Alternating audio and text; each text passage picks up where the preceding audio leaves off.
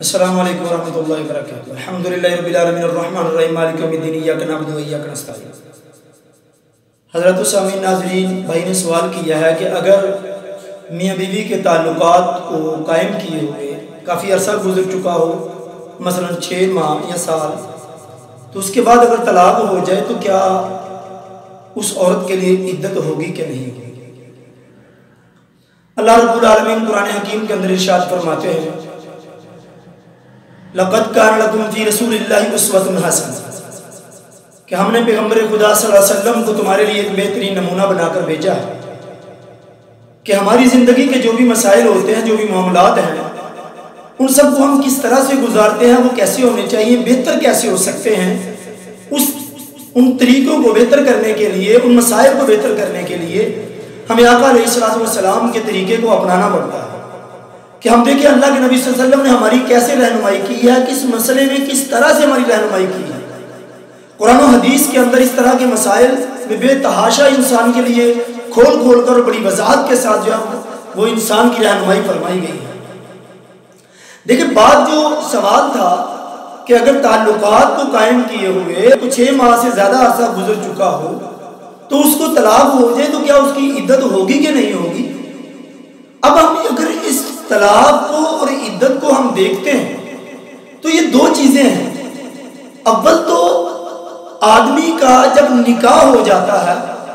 نکاح ہو جانے کے بعد اس کے تعلقات قائم ہوں یا نہ ہوں یہ ایک الگ معاملہ ہے، لیکن جب اس کا نکاح ہوا،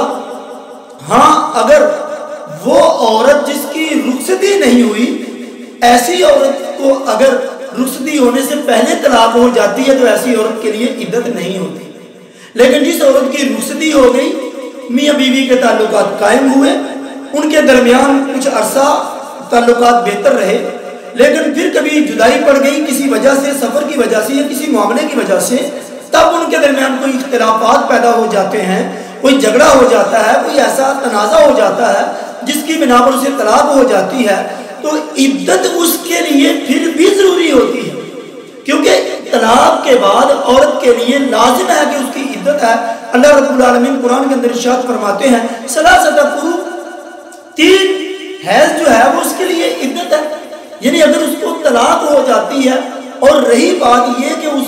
اس کے تعلقات کو قائم کیے ہوئے زیادہ عرصہ ہو چکا ہو، اس کے لیے جو عدت ہے، جو 4 ماہ 10 دن رکھے ہیں، وہ اس کے وضع حمل کو دیکھنے کے لیے ہے